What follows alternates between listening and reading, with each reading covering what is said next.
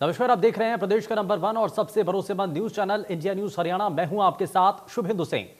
गठबंधन सरकार मंगलवार को अपना तीसरा बजट पेश करने जा रही है और मुख्यमंत्री मनोहर लाल बतौर वित्त मंत्री सुबह 10 बजे विधानसभा में बजट पेश करेंगे।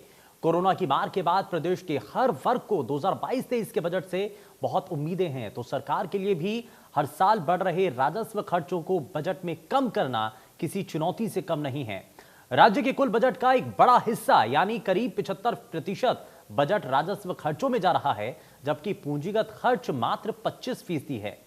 वित्त मंत्री के नाते मुख्यमंत्री मनोहर लाल की सोच है कि राजस्व खर्चों में कमी की जानी चाहिए और पूंजीगत खर्च बढ़ाया जाना चाहिए। आपको बताएं, मुख्यमंत्री और वित्त विभाग की टीम बजट तैयार करने में पिछले 2 महीने से जुटी हुई है। सांसदों, विधायकों, मंत्रियों और प्रमुख पार्टी कार्यकर्ताओं के अलावा उद्यमियों, व्यापारियों और किसानों समेत करीब 1 दर्जन क्षेत्र के लोगों से विचार विमर्श करने के बाद यह बजट तैयार किया गया।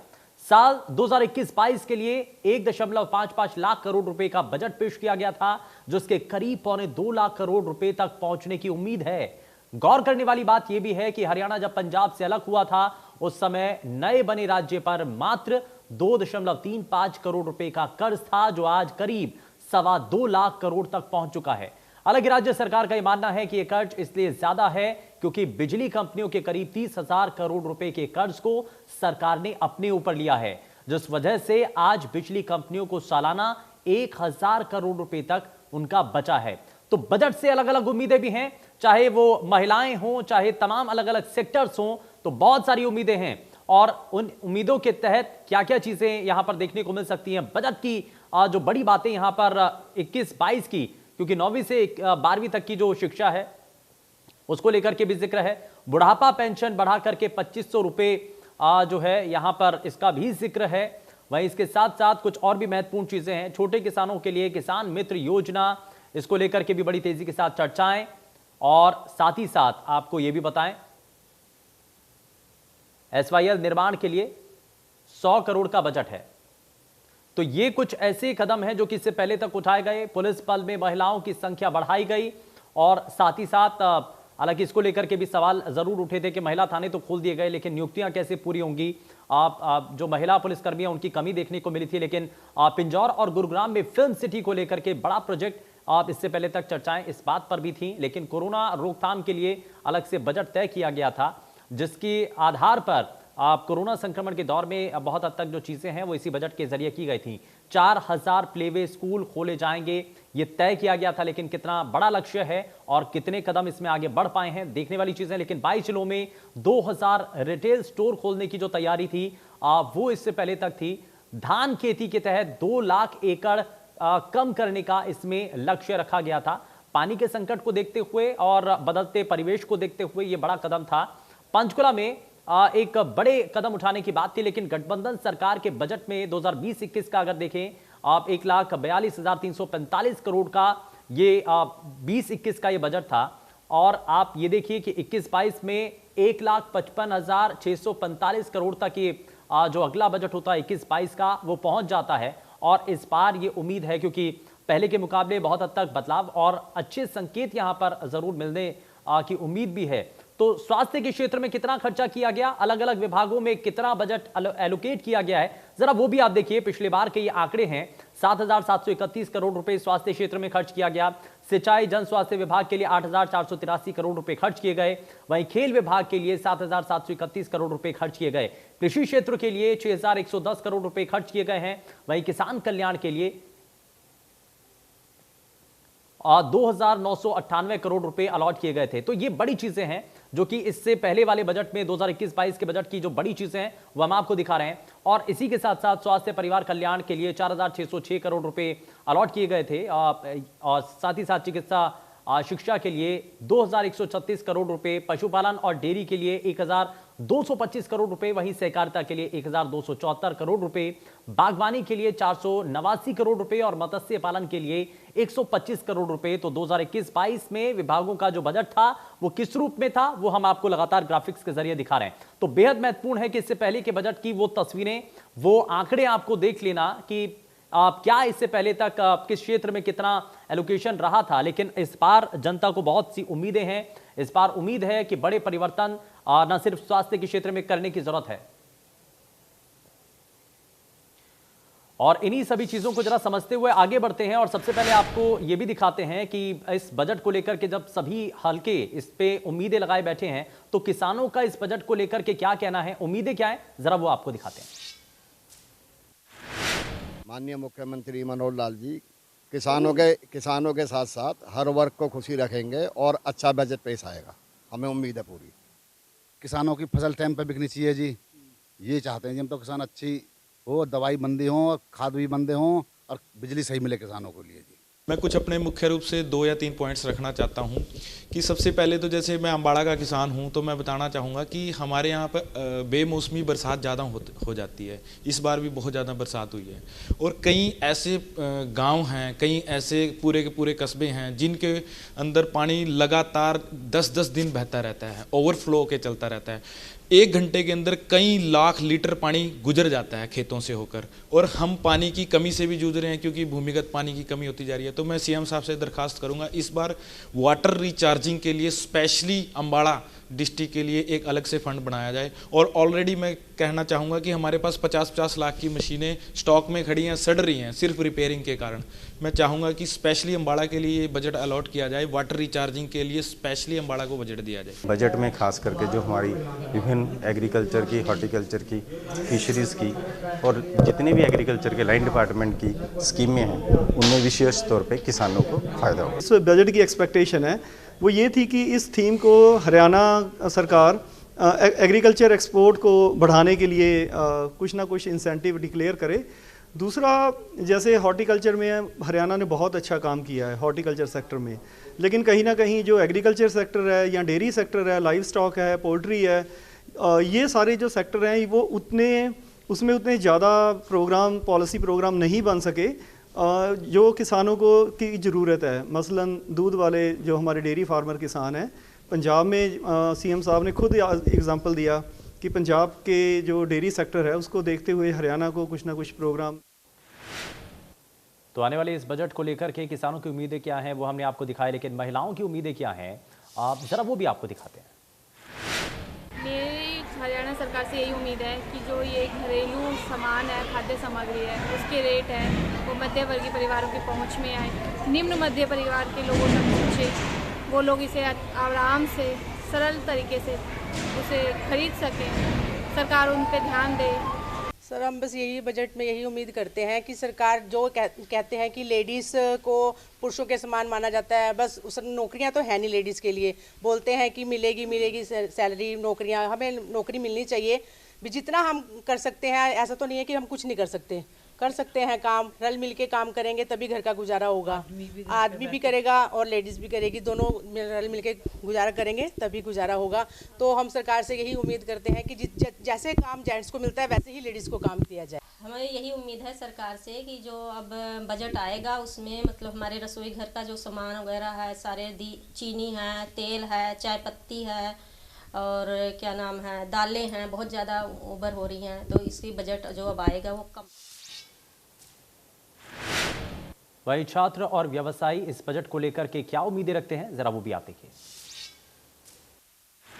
सर देखो, 2 साल से तो हम कोरोना का सामना कर रहे हैं और लॉकडाउन का सामना कर रहे हैं। इस बीच बच्चों की पढ़ाई बिल्कुल अच्छे से नहीं हो पाई है, खास करके ऑनलाइन पढ़ाई में बच्चों को ना तो कुछ अच्छे से समझ आ पाता है, ऊपर से महंगाई इतनी बढ़ रही है कि नेट का रिचार्ज इतना महंगा हो गया है कि माँ बाप को भी इसका सामना करना पड़ रहा है।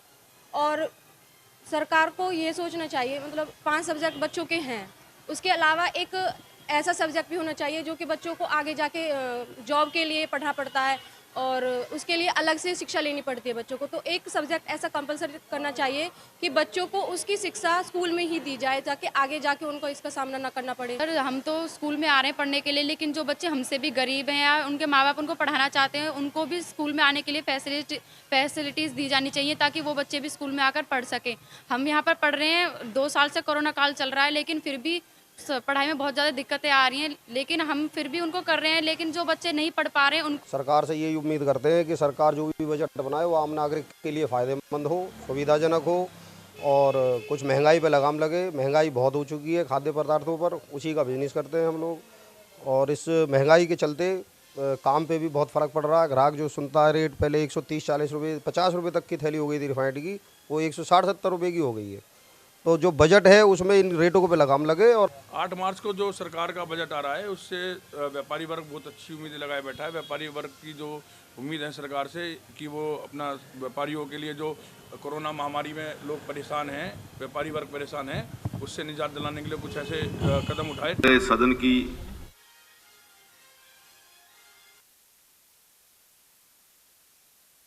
पर आपने देखा है कि छात्रों से लेकर के व्यवसायी, महिलाएं, किसान बहुत सारी उम्मीदें लगाए बैठे हैं, लेकिन इस बीच कई बड़े सवाल भी हैं। जरा उन सवालों से आपको रूबरू कराते हैं। सवाल ये कि कैसा आखिर होगा गठबंधन सरकार का ये तीसरा बजट, और जो अब सामने आने जा रहा है, और ये जो बजट है वो कैसा रहने जा रहा है, ये अपने आप में बड़ा सवाल है। और साथ ही साथ सवाल तो यहाँ पर यह भी उठ रहा है कि किसान मजदूर को आखिर क्या इस बजट से सौगात मिलेगी। जिस उम्मीद में लगातार जनता बैठी हुई है, चाहे हर वर्ग के लोग हों, वो सभी इस उम्मीद में है कि बहुत हद तक इसमें परिवर्तन होगा। बड़े जो है संकेत इस बजट के अंदर देखने को मिलेंगे। व्यापारियों के लिए राहत का ऐलान होगा क्या, ये अपने आप में बड़ा सवाल है। सवाल तो यहाँ पर यह भी उठ रहा है कि युवाओं के लिए क्या रोजगार के अवसर बढ़ेंगे। सवाल यहाँ पर यह भी है कि महिलाओं के लिए बजट में आखिर क्या विशेष रहेगा, क्या खास रहेगा, ये समझने वाली चीजें हैं। और इन्हीं सभी चीजों को लेकर के जरा जल्दी से आगे बढ़ते हैं और आज के खास पैनल से आपको हम मिलवाते हैं और आपको बताएं कि भारतीय जनता पार्टी से प्रवक्ता रंजिता मेहता हमारे साथ कार्यक्रम में जुड़ चुके हैं। रंजिता जी बहुत स्वागत है। जननायक जनता पार्टी से प्रवक्ता अरविंद भारद्वाज हमारे साथ कार्यक्रम में जुड़ चुके हैं। अरविंद जी बहुत स्वागत है। और कांग्रेस पार्टी से प्रवक्ता सुमित गौड़ हमारे साथ कार्यक्रम में जुड़ चुके हैं। सुमित जी बहुत स्वागत है। इनेलो से हमारे साथ रजत पंजेता जी कार्यक्रम में जुड़ चुके हैं। रजत जी बहुत स्वागत है। और अर्थशास्त्री अश्वनी राणा हमारे साथ कार्यक्रम में जुड़ चुके हैं। अश्वनी जी बहुत स्वागत है आपका कार्यक्रम में। लेकिन शुरुआत में भारतीय जनता पार्टी के प्रवक्ता हमारे साथ कार्यक्रम में, जरा शुरुआत में आपसे ही कर रहा हूं। मौजूदा वक्त में इस बजट को लेकर के हर वर्ग की बातों को, उम्मीदों को आपने सुना, जाना और हमने सभी दर्शकों को भी दिखाया है। लेकिन आपको क्या लगता है रंजिता जी कि मौजूदा वक्त में जो जितनी उम्मीदें सरकार से बनी हुई हैं, इस बार के बजट में कुछ बड़े संकेत देखने को मिल सकते हैं? देखिए, निश्चित तौर पे माननीय मुख्यमंत्री जी सभी वर्गों का ख्याल रख के इस बजट को लेकर आ रही हैं।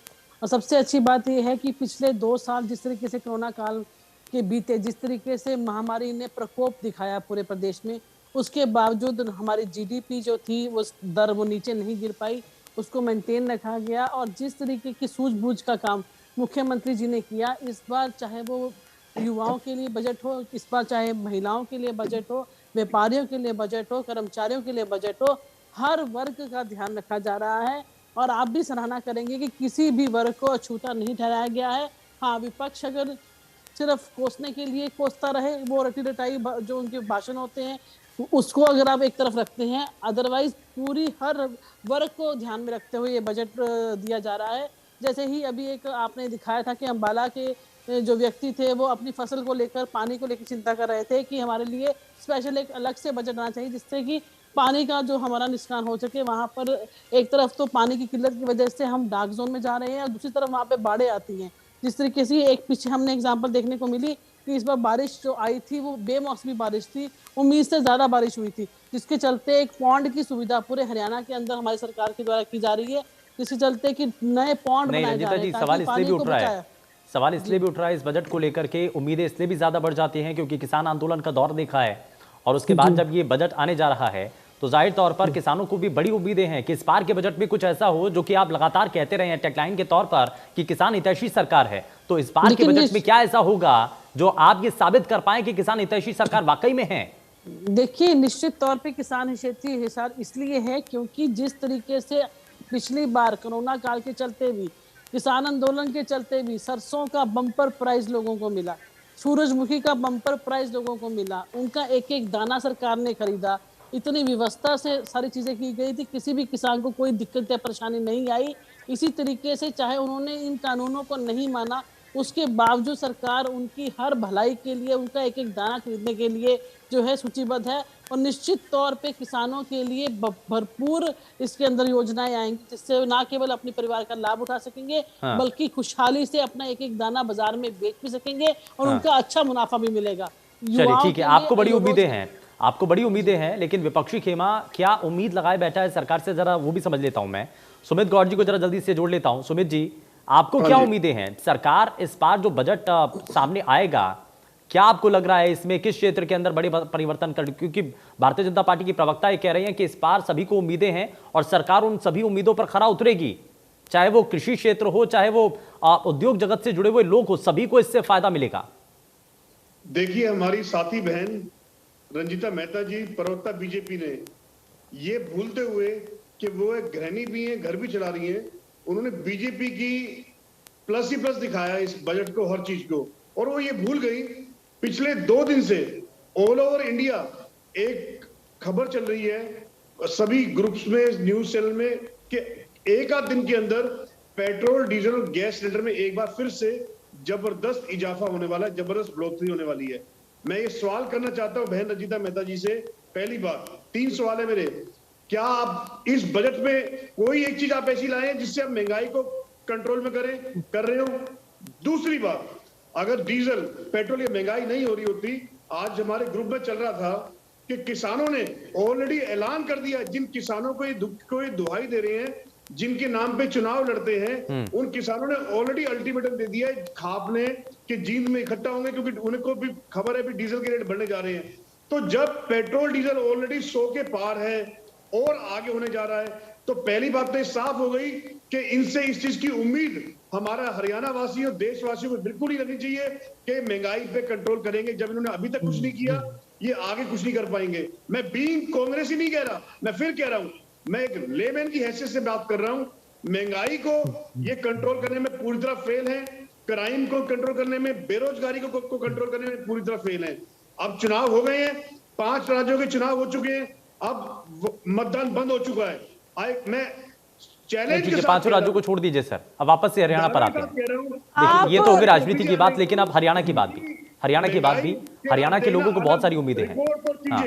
आप और इनके बजट से भी हमें क्या किसी को कोई उम्मीद नहीं है, क्योंकि ये एक दिशाहीन, मैं हमेशा बोलता हूं, ये एक दिशाहीन सरकार है। दिशाहीन सरकार का दिशाहीन बजट आएगा, हमेशा वही होता है, कल परसों में भी वही होगा। दिशाहीन सरकार, दिशाहीन बजट। ठीक है, दिशाहीन सरकार का दिशाहीन बजट होगा। अरविंद जी, मैं जरा जल्दी से एक रिएक्शन लेता हूं। रंजीता जी, मैं वापस आपसे रिएक्शन लूंगा, लेकिन जरा जल्दी से एक अरविंद जी को भी जरा इसमें शामिल कर रहा हूं, आपके सरकार के साझेदार हैं, जरा वो भी जवाब देंगे। भारद्वाज साहब, जरा जल्दी से जवाब दीजिए। दिशाहीन सरकार का दिशाहीन बजट होगा, ये विपक्ष का मानना है।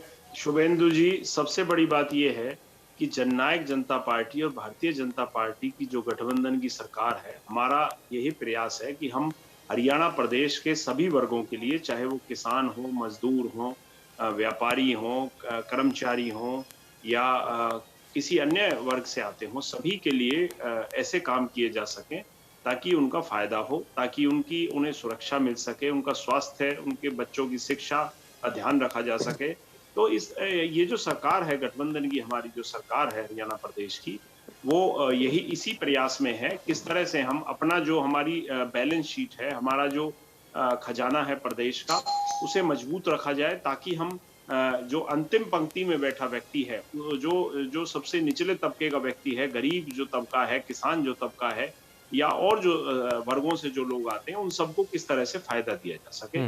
और दूसरा ये है कि कल हमारा जो प्रदेश का बजट आने वाला है, उससे हरियाणा प्रदेश के लोगों को और हमें सभी को बहुत उम्मीदें हैं, और मैं पूरी उम्मीद करता हूं कि बड़ा अच्छा बजट हमारे प्रदेश का आएगा, जिस तरह से पिछले जो हमारे इस सरकार, लेकिन सम्मान पेंशन को लेकर के नजरें सभी की जननायक जनता पार्टी के ऊपर भी होंगी। नहीं, वो बढ़ रही है। हाँ। वो लगातार बढ़ रही है, और हमें उम्मीद है कि जल्दी आगे फिर उसमें बढ़ोतरी हमारी सरकार करेगी। और यही नहीं, जिस तरह से रोजगार को लेकर 75% को लेकर हमारी सरकार का स्टैंड बिल्कुल क्लियर रहा। कुछ लोगों ने हाई कोर्ट से स्टे लिया, उसके बावजूद सरकार ने प्रयास किए और सुप्रीम कोर्ट से उस स्टे को हमने हटवाया और हरियाणा प्रदेश में उस आरक्षण को लागू करवाया, ताकि हमारे प्रदेश के जो होनहार बच्चे हैं उनको रोजगार मिल सके। ठीक है। इसी के तहत और भी नई कंपनियां, जिस तरह से चाहे मारुति का प्लांट खरखोदा में लग रहा हो, या सुजुकी का एक नया प्लांट अब लगने जा रहा हो, या फ्लिपकार्ट एक बहुत बड़ा जो प्लांट हमारे यहाँ लगाने जा रहा है मानेसर के पास, इस तरह के और बहुत सैकड़ों ऐसे प्रोजेक्ट हैं जो पाइपलाइन में हैं, जिन पर प्रदेश सरकार और उप मुख्यमंत्री दुष्यंत चौटाला जी, मुख्यमंत्री साहब, सभी बड़े गंभीर हैं। ठीक है, इन कामों को लेकर। तो रजत जी को जरा जल्दी से जोड़ देता हूं मैं। ठीक है, गौड साहब आता हूं, जरा रजत जी को जोड़ रहा हूं। रजत जी, सम्मान पेंशन को लेकर के तो आपने बड़े सवाल उठाए। अभय चौटाला सदन के भीतर सवाल उठाते हुए नजर आते हैं, कहते हैं कि पेंशन काट रहे हैं, आप तो देने की बात कर रहे थे लेकिन आपने तो सत्ता में आने के बाद पेंशन काट दी, ये सवाल उठाए गए थे। लेकिन अब ये कहा जा रहा है कि हर साल के हिसाब से भी समय जैसे जैसे बीतेगा 5100 रुपये राशि करने की जो बात की जा रही थी वहां तक पहुंचने का लक्ष्य भी है और हर बार इसी तरीके से आगे बढ़ा जाएगा। इस बार भी आगे बढ़ने की बात है। रजत जी, एक बात तो मैं, हाँ जी बिल्कुल, एक बात तो मैं आपको स्पष्ट कर दूं कि अभी जो जजपा के प्रवक्ता आपको पूरी बात नहीं बता रहे हैं। असलियत में क्या हुआ है, इन्होंने जनवरी 2016 से दिसंबर 2020 तक की जो पेंशन जा चुकी है, आप देखिए कितना उनको अपमानित करने का काम ये कर रहे हैं बुजुर्गों को। आधार चौधरी देवीलाल जी की बनाई ये पेंशन थी, चौधरी देवीलाल जी ने समान बुढ़ापा पेंशन जिसे कहते हैं वो शुरू की थी। अब इन्होंने क्या किया, उसका आधार आयु माना था जो पहले 65 वर्ष था, बाद में 60 वर्ष हुआ। जजपा की सरकार ने क्या किया, 40,000 ऐसे जो हमारे बुजुर्ग हैं, माननीय बुजुर्ग हैं, जो उनकी पेंशन इनको 2 लाख इनको आय मान के परिवार पहचान पत्र के जरिए जिसकी 2 लाख से ऊपर आया उनकी पेंशन इन्होंने काटने का काम तो किया ही किया है। बल्कि यहाँ एक जलालत कहूंगा मैं, ऐसे वर्ड मेरे को यूज करना अच्छा नहीं लगता, कि जो पेंशन दे दी गई है आप वो पेंशन भी क्लेम कर रहे हैं उनसे, वो भी मांग रहे हैं। और दूसरा अब मैं आऊंगा, इन्होंने कहा किसान के लिए, कर्मचारियों के लिए तो और स्टेट्स भी कर चुके हैं, आप जो पुरानी पेंशन स्कीम है वो लागू कर दीजिए। दूसरा, आज ये बात कर रहे थे यहाँ वाटर रिचार्ज की, दादूपुर नलवी जैसा प्रोजेक्ट चौधरी ओम प्रकाश चौटाला जी की सरकार के अंदर शुरू हुआ, जो इस सरकार ने बंद करने का काम किया। एक तरफ वाटर रिचार्ज की बात करते हो, दूसरी तरफ आप ऐसे ऐसे काम करते हैं। जहां तक घर घर पानी पहुंचाने की बात थी, जहां तक मुझे याद है, ये चौधरी देवीलाल जी के टाइम में चौधरी ओम प्रकाश चौटाला जी ने, चौधरी ओम प्रकाश चौटाला जी के टाइम पे ये हो गया था, घर घर पानी पहुंचाने का, गांव गांव पानी पहुंचाने का जो प्रोजेक्ट था। उसके बाद मैं आना चाहूंगा, यहाँ भाजपा की प्रवक्ता बैठी हैं, उन्होंने मैं तो समझ ही नहीं पाया कि अभी बजट आया नहीं है और भाजपा की प्रवक्ता ने कहा है सभी वर्गों को सब कुछ दे दिया है। इनके ओपनिंग कमेंट में सुन के हैरान था, हमने इस वर्ग को भी दिया है, उसको भी दिया है, उसको भी दिया है। तो अगर किस किस वर्ग को क्या क्या दिया है, अगर आपके पास मुख्यमंत्री से पहले बजट है, पंजेटा जी तो आप शायद कान लगा के सुनते नहीं है या कानों में रुई डाल के सुनते हैं। मैंने ये कहा सभी वर्गों का ध्यान रखा गया है। आप दोबारा सुन लीजिए, आप दोबारा सुन लीजिए, अगर कानों में रुई नहीं डाली है तो दोबारा सुन लीजिए। मैंने ये कहा है कि इस बजट में सबका ध्यान रखा गया है। लड़ते नहीं है, कोई बात नहीं, लड़ते नहीं है, लड़ते नहीं है, आप अपने कानों में रुई मत डाला कीजिए, आप ध्यान से सुना कीजिए, आप ध्यान से सुना कीजिए। अच्छा ठीक है, ठीक है, कानों में रुई मत डाला कीजिए। ठीक है रजत जी, बात जल्दी से पूरी कीजिए, उसके बाद में। ठीक है, अभी भाजपा की प्रवक्ता ने कहा कि सरकार ने सरसों खरीदी। मैडम को यही नहीं पता कि सरकार सरसों नहीं खरीदती, सरसों बासमती जैसी फसलें बाहर बिकती हैं, प्राइवेट बिकती हैं, सरकार नहीं उनको डायरेक्ट प्रोक्योरमेंट करती है। अब मैं सरसों के रेट के बारे में बात की है मैंने, वो सरकार ने खरीदा कि बाहर खरीदा, सरसों का बम्पर प्राइस मिला है किसान को, नहीं मिला तो आप बात कीजिए। सरसों का बम्पर प्राइस मिला है कि नहीं मिला, सूरजमुखी का बम्पर प्राइस मिला कि नहीं मिला, कपास का बम्पर प्राइस मिला कि नहीं मिला। आप अच्छा ठीक है, हर चीजों में ठीक है, एक एक करके रजिता जी, एक मिनट, ठीक है। ना उम्मीद विपक्ष, पंजेटा जी जरा जल्दी से बात पूरी कीजिए, जल्दी से बात पूरी कीजिए। मैम देखिए, बम्पर प्राइस मिला वो आप डिसाइड नहीं करते। अभी जैसे अब सूरजमुखी है, हम इंपोर्ट करते थे बाहर से, अब जो क्राइसिस इंटरनेशनल चल रही है, अब डिमांड बढ़ेगी, सूरजमुखी का भी रेट बढ़ेगा, अब आप डिसाइड नहीं कर रहे हो। हाँ। आप उसकी एमएसपी डिसाइड नहीं अच्छा करते हो। ठीक है, मैं जरा अश्वनी जी को भी जरा जल्दी से जोड़ लेता हूँ। ठीक है रजत जी, वापस लौटता हूँ जरा, अश्वनी राणा जी को भी मैं जरा जल्दी से कार्यक्रम में जोड़ रहा हूँ। अश्वनी सर, मैं एक चीज आपसे समझना चाह रहा हूँ, क्योंकि मौजूदा वक्त में सभी वर्गों की बहुत सारी उम्मीदें हैं, अब उन सभी उम्मीदों को पूरा भी करना है और उन उम्मीदों पर खरा भी उतरना है सरकार को, लेकिन अपने खर्चों को भी देखना होगा। इन सबको बैलेंस करना ये बड़ी चुनौती होगी मुख्यमंत्री के सामने। निश्चित रूप से क्या है कि जब हमने अधिक से अधिक वर्गों को कुछ देना है तो उसके लिए रेवेन्यू भी चाहिए। या तो हम स्टेट से रेवेन्यू जनरेट करें या हम लोन लेंगे तो वो भी स्टेट के ऊपर एक बहुत बड़ा बोझ बढ़ता है। लेकिन रेवेन्यू जनरेट करने की बात मुझे लगता है कि जितने प्रवक्ता बात कर रहे थे उसमें किसी ने किया। हर आदमी मांग रहा है, लेकिन मांग के साथ साथ रेवेन्यू जनरेशन की बात भी होनी चाहिए। तो रेवेन्यू जनरेशन कैसे होगा, यानी जो अभी सेंट्रल गवर्नमेंट के कुछ हाईवेज के प्रोजेक्ट आ रहे हैं, इंफ्रास्ट्रक्चर के प्रोजेक्ट आ रहे हैं, एयरपोर्ट आ रहे हैं, तो तो वो इस प्रकार के जो प्रोजेक्ट आ रहे हैं उसके कारण स्टेट के अंदर अगर इंडस्ट्री और आएगी और स्टार्टअप्स को कुछ दिया जाएगा, उनको थोड़ा सा महत्व दिया जाएगा, बाकी जो पोल्ट्री है, डेयरी फार्मिंग है, यानी जो बिजनेस बढ़ेगा तो उससे रेवेन्यू जनरेट होगा, तो उसकी तरफ मुझे लगता है सरकार को ज्यादा उसको भी देखने की जरूरत है, क्योंकि अगर रेवेन्यू नहीं होगा तो जो है वो सरकार जो है घाटे में रहेगी, घाटा बढ़ेगा तो लोन लेना पड़ेगा, तो यानी उसको बैलेंस करने के लिए, लेकिन सरकार के सामने चुनौतियां भी हैं। जैसे अभी बात आई कि राजस्थान ने जैसे पुरानी पेंशन को बहाल किया है, तो हरियाणा में भी वो मांग उठनी शुरू हुई है। अगर हरियाणा सरकार वो पेंशन देती है तो पेंशन, उस पेंशन को देने के बाद सरकार के ऊपर और जो है वो एक्सपेंडिचर जो है आएगा। अभी जैसे कह रहे थे कि भाई जो कैपिटल एक्सपेंडिचर जो है वो कम है और बाकी जो खर्चे हैं सरकार में वो ज्यादा है, तो उसको उसके अंदर भी बैलेंस बनाने की जरूरत है कि भाई इन खर्चों को हम एक तरफ कम करना चाहते हैं, लेकिन अगर लोगों को देना है, लोगों की मांग है, लोगों को कुछ करना है, तो वो खर्चे हमें बढ़ाने पड़ेंगे। तो इसलिए उन खर्चों को बढ़ाने पड़ेंगे और घाटे को कम करने के लिए रेवेन्यू जनरेशन का काम जो करना पड़ेगा। ठीक है। पिछले बजट में जैसे आपने कहा कि टूरिज्म को बढ़ावा देने के लिए किया था, लेकिन मुझे लगता है कि हरियाणा के लिए कोविड तो पूरे देश के लिए था, विश्व के लिए था, लेकिन हरियाणा के लिए कोविड भी था और किसान आंदोलन भी था, तो उसके कारण से बहुत जो स्टेट है वो पीछे गया है। मुझे लगता है कि अब अगर सब ठीक चलता है तो आगे जाकर ये सारी चीजें बढ़ सकती हैं और टूरिज्म के लिए बहुत ही स्कोप है हरियाणा में। और उसके साथ साथ जैसे अभी मुझे लगता नहीं है कि उसके ऊपर कुछ काम हुआ होगा गुड़गांव में और पिंजौर में जो फिल्म सिटी की और उसके ऊपर कुछ बात हुई थी, वो आगे बढ़ी नहीं है।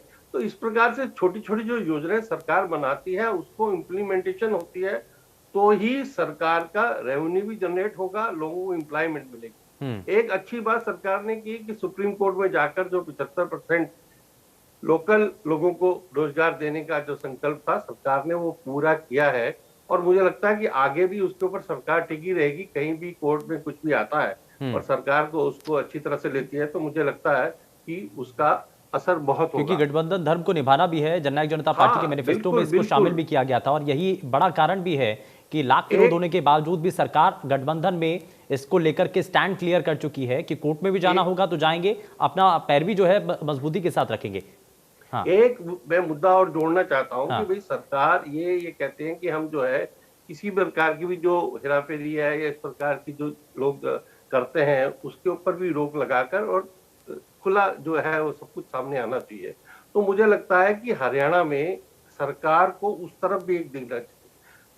हरियाणा ग्रामीण बैंक हरियाणा में है, उसके अंदर कुछ लोगों ने जो संगठन में काम कर रहे एम्प्लॉइज थे, ठीक है, बहुत सारे घोटालों की बात की, लेकिन मुझे लगता है कि सरकार की तरफ से क्योंकि सरकार भी उसका हिस्सा है हरियाणा ग्रामीण बैंक का, तो उसको भी देखने की जरूरत है, क्योंकि वो एक बहुत बड़ा सरकार का रोल है उसमें। अगर इस प्रकार के कुछ घोटाले होते हैं, ठीक है, तो इसके लिए एक बिल्कुल इस पर स्पष्टीकरण देना या फिर इस पर जवाब देना बड़ा जरूरी भी बनता है।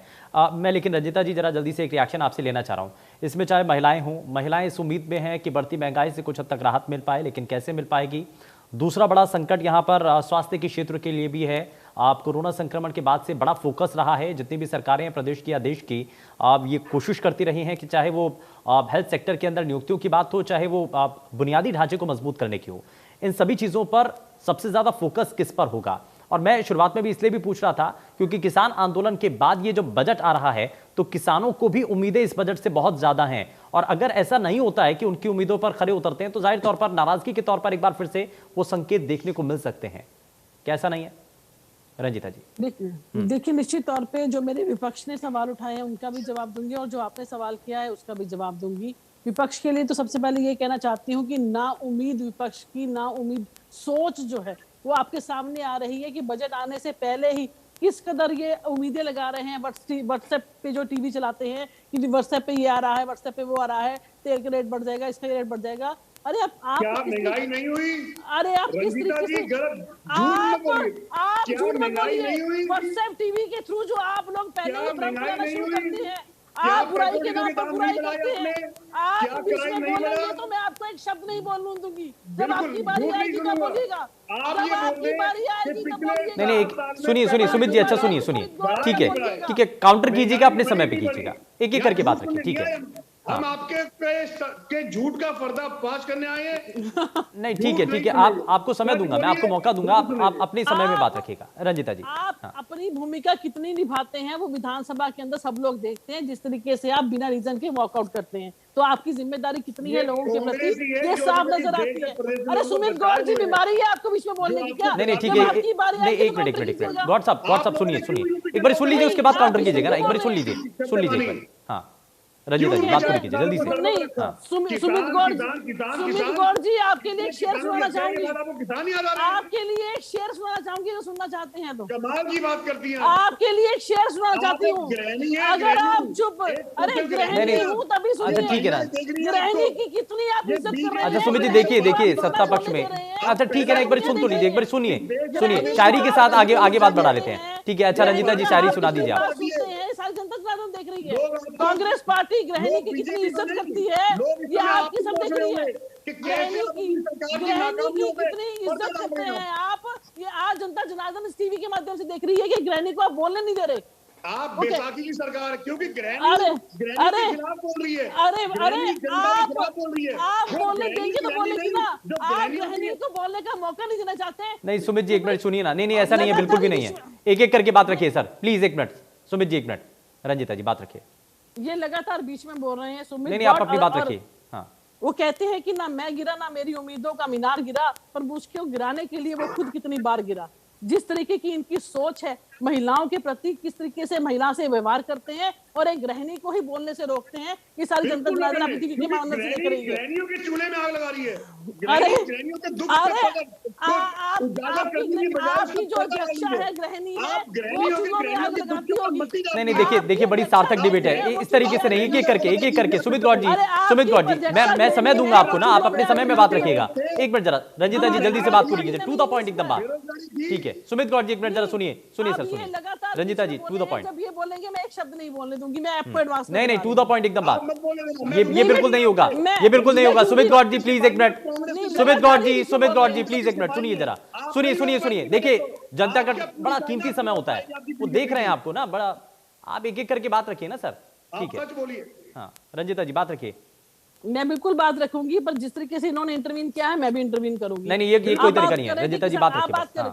आप बात कर रहे थे किसानों की, निश्चित तौर पे किसान और किसानी हमारी प्रायोरिटी है। किसान अन्नदाता है और उसके लिए बेहतरीन स्कीम्स लाई जा रही हैं। सबसे इंपॉर्टेंट जो किसान सब चीजों के लिए तड़पता है वो है पानी। कई हमारे एरियाज है वो डार्क जोन में जा रहे हैं और कई एरियाज में हमारे बिल्कुल पानी नहीं था, तो हमारे विपक्ष ने आज तक इस पे काम ही नहीं किया, जबकि हमारी सरकार ने पॉन्ड डेवलपमेंट अथॉरिटी 2018 बनाई, जिसके तहत अब ये फिर भी जमा हुए हैं। नहीं एक मिनट संयमित तरीके से एक मिनट। सुमित गौर जी और रंजीता जी ठीक है, संयमित होकर के थोड़ा सा आराम से, इस तरीके से नहीं। सुमित गौर जी सुनिए ना, सुनिए एक बार सुन लीजिए, पहले एक बार सुन लीजिए, उसके बाद आप काउंटर करना ना। मैं थोड़ा सा आगे बढ़ता हूँ, एक मिनट जरा रंजीता जी, मैं वापस लौटता हूँ, मैं जरा इसमें अरविंद जी को जोड़ लेता हूँ, उसके बाद मैं जरा वापस लौटता हूँ। रंजीत जी आपके पास भी आऊंगा, लेकिन अरविंद जी अब ये बार सवाल उठ रहा है, मैं इसीलिए ये समझना चाह रहा था कि बहुत सारे क्षेत्र हैं जिस पर आपको सब पर फोकस बना करके चलना है, लेकिन सबसे ज्यादा सरकार का फोकस किस तरफ है, यहाँ संकेत भी तो मिलना चाहिए ना कि किधर ज्यादा ध्यान है सरकार का। अरविंद जी। शुभेंदु जी, देखिए आज की जो स्थिति है, आज का हमारी जो सरकार है वो सभी क्षेत्रों में आगे, हम चाहते हैं कि हमारा प्रदेश सभी क्षेत्रों में तरक्की करे। जिस तरह से हमारे प्रदेश के खिलाड़ियों के लिए सरकार ने तमाम घोषणाएं पिछले समय में की हैं, जो 2-2.25 साल का जो समय सरकार का बीता है, और उसी तरह से शिक्षा को लेकर हम काम कर रहे हैं, उसी तरह से रोजगार को लेकर कर रहे हैं, किसानों को किस तरह से फायदा पहुंचाया जा सके, खेती को किस तरह से आर्थिक रूप से मजबूत किया जा सके, उस पर सरकार काम कर रही है। महिला सुरक्षा और महिला सम्मान को लेकर सरकार काम कर रही है, और ओवरऑल जो लॉ एंड ऑर्डर की स्थिति है उसे कैसे सुधारा जाए, इस पर सरकार काम कर रही है। पीछे जिस तरह से कोविड आया उसके बाद जो हालात बने, तो हमारी जो स्वास्थ्य सेवाएं हैं, हमारी जो हमारे अस्पताल हैं, इंफ्रास्ट्रक्चर जो है मेडिकल का, उसको मजबूत करने के लिए भी सरकार गंभीर है। तो ये सब तमाम जो क्षेत्र है, रोजगार की बात है, उद्योगों को लगाने की बात है, इन सब को लेकर सरकार बहुत गंभीर है। तो इन सब चीजों पर सरकार बहुत गंभीरता से विचार कर रही है। यहाँ आज विषय लड़ाई झगड़े करने का नहीं है। आज जो विषय है वो इस पर चिंतन करने का है कि क्या वो सभी विषय जिन पर हरियाणा प्रदेश की सरकार को काम करना चाहिए था, क्या हम उन पर काम कर रहे हैं? हाँ। हमें इस पर चर्चा करनी चाहिए। अगर कोई चीज हमसे कहीं छूटी होगी तो हम ये उम्मीद करें कि हमारे जो विपक्षी जो साथी हैं वो उस पर सुझाव दें, कोई अच्छा सुझाव अगर वो दे सकें। वैसे तो अब जो बजट बनना था वो बन लिया होगा और कल वो हमारे सामने पेश होगा, परंतु अगर कोई अच्छा सुझाव आता है तो सरकार आगे उन बातों को जरूर कंसीडर करेंगे, जरूर उन सुझावों को सुनेंगे। परंतु मेरा एक निवेदन है कि इस तरह के अनर्गल बहस करने का कोई औचित्य नहीं। और आज का विषय तो वैसे भी बड़ा प्रोडक्टिव होना चाहिए। इसमें तो ये बातें होनी चाहिए कि साहब इस बजट के अंदर कुछ ऐसी चीजें नजर आए जिससे जनता को फायदा मिले। सुमित गौड़ जी या इनेलो के प्रवक्ता दें तो हाँ, रजत जी को जरा जल्दी से, ठीक है भारद्वाज जी, ठीक है, रजत जी को जरा जल्दी से जोड़ लेता हूँ। रजत जी, अब ये तो बताइए कि इसमें होना क्या चाहिए। कुछ चीजें ऐसी हैं जो कि अनछुई रह गई हैं, जिन पर बात नहीं हो पाई है। इससे पहले बजट में उम्मीदें हों वो शामिल नहीं हो पाई थी, लेकिन इस बार के बजट में तो शामिल की जा सकते हैं। क्या ऐसा बड़ा काम हो सकता है जो कि इस बजट के जरिए, या बड़ा कदम हो सकता है जो कि इस बार के बजट में दिखना चाहिए, झलक आनी चाहिए उसकी? देखिए, निश्चित तौर पे जो हेल्थ सेक्टर है और जो हमारा ग्रामीण अंचल के अंदर एजुकेशन का जो स्तर गिरता जा रहा है, अगर वहाँ पे हो, अगर हमारा, अब देखिए कैपिटल एक्सपेंडिचर की बात हो रही थी, कैपेक्स जो है बढ़ता जा रहा है, हमारा राजस्व का घाटा अगर हमारे को उसको कम करना पड़ेगा, वो भी हमारा बढ़ता जा रहा है। अगर देखिए हमारा 2.5 लाख करोड़ के आसपास का पिछले बजट तक हमारे ऊपर कर्ज था, तो अब आगे अगर हमारा कर्ज देखने वाली बात ये होगी कि कल जब पेश करेंगे तो हम देखेंगे कि हमारा कर्ज पहले से घटा है या वो और हमारा कर्जा प्रदेश में बढ़ गया है, क्योंकि अभी कोई भी बच्चा पैदा होता है वो 1 लाख रुपए का कर्ज लेके पैदा होता है। तो देखिए कर्जा तो आगे आगे, जैसे अभी हमारे यहाँ हर्ष शास्त्री जी भी बैठे हुए थे, उन्होंने भी बताया कि हमें अपना खर्चा कम करना पड़ेगा, किसी ना किसी तरीके से प्रदेश पे घाटा कम करना पड़ेगा। दूसरा भी बात हो रही थी यहाँ पे, मैडम ने कहा, भाजपा के प्रवक्ता ने, पिछली सरकारों ने पानी के लिए कुछ नहीं किया। 1990-91 के अंदर ही घर घर हर गांव में पानी पहुंचाने का प्रोजेक्ट चौधरी ओम प्रकाश चौटाला जी ने रख दिया था। दूसरा, दादूपुर नलवी जैसी नहर जो रिचार्ज करनी थी वो हुई, और एसवाइएल जो खुदी हरियाणा के हिस्से की, वो भी चौधरी देवीलाल जी के प्रयासों से खुदी। तो आपने अभी तक पानी के लिए कुछ नहीं किया। पिछले 7 साल से अब एसवाइएल का फैसला आ चुका है, सेंटर में सरकार आपकी है। उल्टा अभी आज मैं मुख्यमंत्री जी को सुन रहा था, वो बीबीएमबी के ऊपर बोल रहे थे कि उन्होंने प्रधानमंत्री को पत्र पहले लिखे थे, उसके बाद भी जो इरिगेशन में हमारी परमानेंट सीट थी वो हटा दी गई है। अब उन्होंने कहा है कि मैंने होम मिनिस्टर को पत्र लिखा है। तो मैं उनसे जानना चाहूंगा कि अगर प्राइम मिनिस्टर को पत्र लिखने के बाद कुछ नहीं हुआ, क्योंकि अगर किसानों के लिए कुछ करने की जरूरत है तो उसके लिए सबसे पहले पानी के संकट को दूर करना होगा। बड़ा वाजिब सा सवाल है। मैं, ठीक है सर, मैं जरा, समय थोड़ा सा कम है, मैं अश्वनी जी को जरा जल्दी से इसमें एक जोड़ लेता हूँ। रजत जी, एक एनजीटी के ऊपर जरूर उन्होंने कहा है कि जो ट्रैक्टर है वो चौधरी देवीलाल जी ने उसे गड्ढा माना था, वो घंटों के हिसाब से चलता है, किलोमीटर के हिसाब से नहीं चलता। ठीक है, अश्वनी जी को जरा जल्दी से जोड़ लेता हूँ मैं, समय थोड़ा सा कम है। अश्वनी जी, अब जरा एक चीज तो बताइए कि इस बार के बजट में भी, क्योंकि ये माना जा रहा है कि अगर सभी चीजों पर काम करेगी सरकार तो जाहिर तौर पर आर्थिक तौर पर बोझ बढ़ेगा, और जिसके लिए बार बार विपक्ष ये सवाल भी उठाता रहा है कि आर्थिक बोझ बढ़ रहा है, तो इसके लिए लगातार सरकार आप लोन लेती चली जा रही है, ऋण ले रही है, जो कि बढ़ता चला जा रहा है, लाखों करोड़ में पहुंच चुका है। नहीं, मैंने पहले भी कहा कि अगर आप अपने खर्चे कम नहीं करेंगे और जो राजस्व घाटा बढ़ेगा, तो या तो आपको रेवेन्यू बढ़ाना पड़ेगा या जो है लोन लेना पड़ेगा। तो मतलब लोन लेने से अच्छा है कि हम अपने रेवेन्यू को बढ़ाएं। तो रेवेन्यू को बढ़ाने के लिए जो चीजें हैं उसके ऊपर ध्यान दें। अगर जो एयरपोर्ट प्रपोज्ड है उसको हम पूरा कर लें। स्पोर्ट्स के अंदर बहुत बड़ी अपॉर्चुनिटीज हरियाणा में है, टूरिज्म के लिए है, तो उनके लिए स्टार्टअप्स वगैरह हम शुरू करके उनको किसानों के लिए भंडारण की सुविधा या जो सुविधाएं उनको, ताकि उनको हर क्षेत्र में जहां से रेवेन्यू जनरेट हो सकता है, सरकार को मिल सकता है, ऐसे सारे क्षेत्रों की और सरकार को देखने की जरूरत है ताकि उनको वो हेल्प कर सके। अब कुछ लोगों ने अब ये बड़ा सवाल है, अब ये बड़ा सवाल है कि रेवेन्यू की सोर्सेज कैसे सरकार बढ़ाएगी और क्या ये जो आर्थिक तौर पर लगातार बोझ बढ़ता चला जा रहा है उसको कम करने के लिए सरकार की मंशा क्या होगी, नीति क्या होगी, ये कल बजट के जरिए साफ हो पाएगा। खैर समय थोड़ा सा कम है, माफी के साथ रोक रहा हूं सर। बहुत शुक्रिया सभी खास मेहमानों का कार्यक्रम में शामिल होने के लिए। लेकिन बड़ी बहस के जरिए हमारी कोशिश यही है कि जो सभी वर्गों की उम्मीदें हैं सरकार से इस बार के बजट को लेकर के, क्या उन सभी उम्मीदों पर सरकार अपने इस बजट के जरिए खरा उतर पाती है, देखने वाली चीजें हैं पेशकश में। फिलहाल के लिए बस उतना ही, नमस्कार।